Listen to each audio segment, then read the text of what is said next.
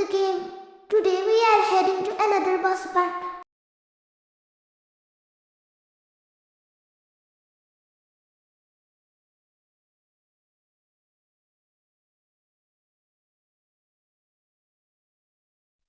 अब प्यासेन्जरहरू पिकअप गर्नुपर्छ थोरै परबाट। आजको मौसम पनि राम्रो छ। ल प्यासेन्जरहरू पनि दमादम गाडीभित्र चढ्दै हुनुहुन्छ। ल अब प्यासेन्जरहरू पनि सबैजना आइसक्नुभयो र अब हाम्रो जर्नी स्टार्ट हुन्छ यतैबाट। साथीहरू ल अब हामी निस्क्यौँ यो बस पार्कबाट।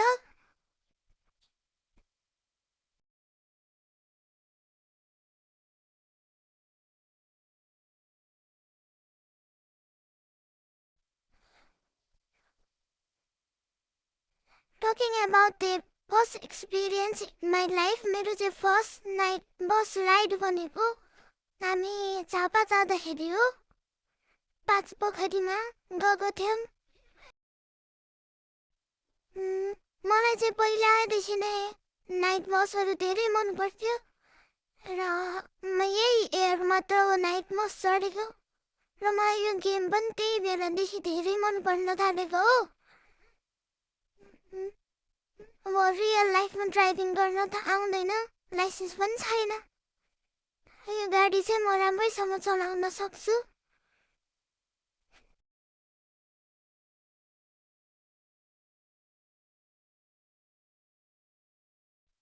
यो सिटीको नाइट राइड पनि रमाइलो छ। झिलिमिली नै देख्न सक्नुहुन्छ यता र उता। तपाईँहरूको चाहिँ फर्स्ट नाइट बस राइड कुन हो? कमेन्टमा सेयर गरिदिनु होला।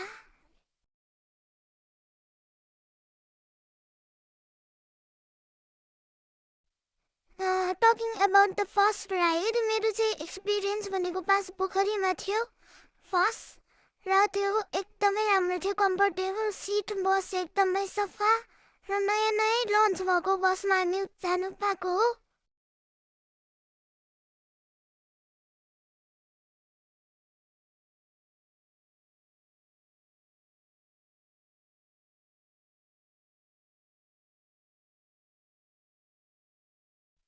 साथीहरू तपाईहरूलाई कतै ट्राभल गर्दाखेरि दिनमा ट्राभल गर्न राम्रो लाग्छ कि नाइटमा? कमेन्टमा त्यो पनि सेयर गरिदिनु होला। तर ट्राभल यसो नाइट बसमा ट्राभल गर्दाखेरि पानी परेको रमाइलो त हो नि, प्यासेन्जरलाई मात्र हो। ड्राइभरलाई त गाह्रै हुन्छ गाडी चलाउन पानी परेको बेलामा।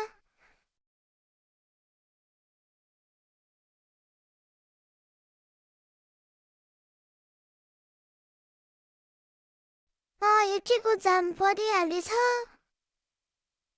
के हुँदै रहेछ अगाडि?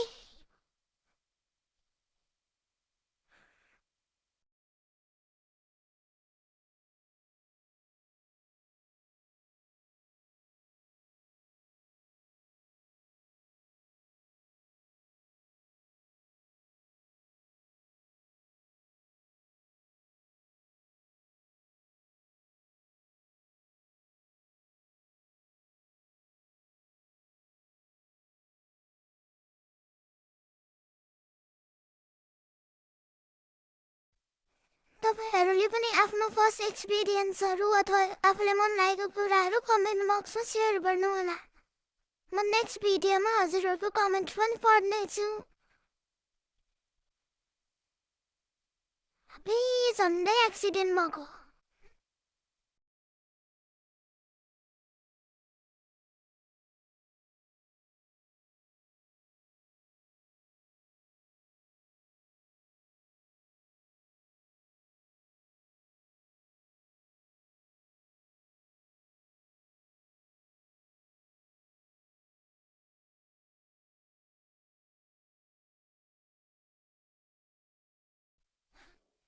साथीहरू तपाईहरूको बेस्ट ट्राभल सङ चाहिँ के हो त्यो पनि कमेन्ट गर्नु होला है।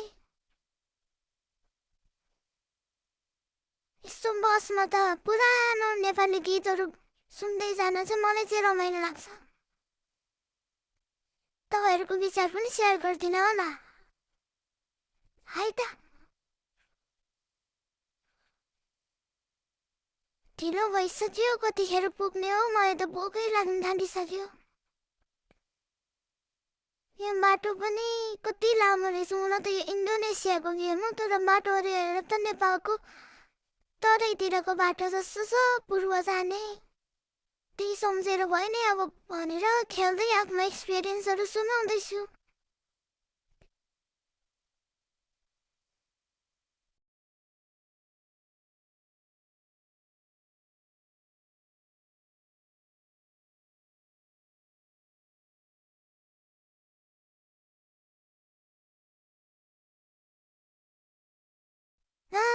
मेरो गफ सुन्दा सुन्दा पनि हजुरहरूलाई वाक्कै लागिसक्यो होला अब गीत सुन्दै जाउँ है त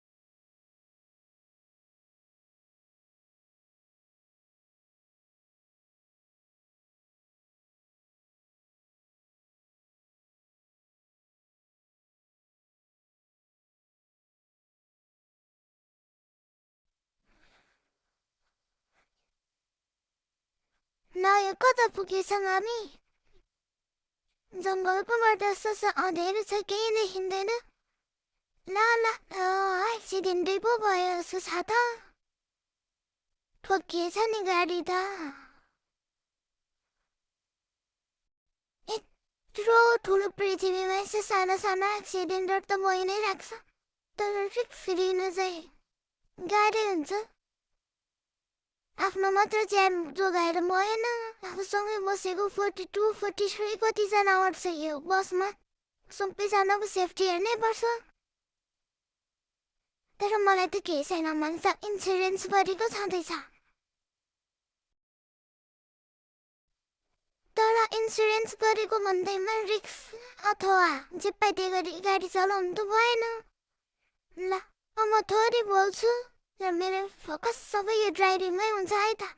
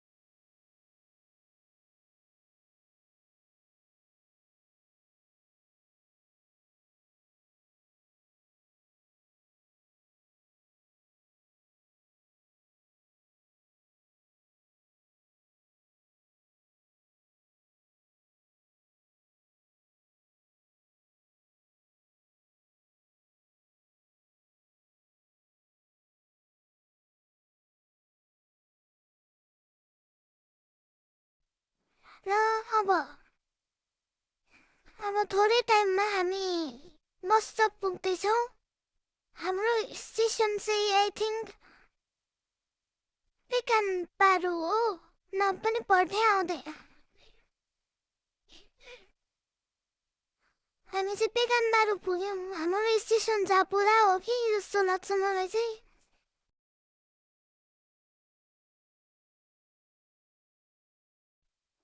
हजुरहरूको यो 1+ मार यात्रा कस्तो हुँदैछ त सेयर गर्नुहोला।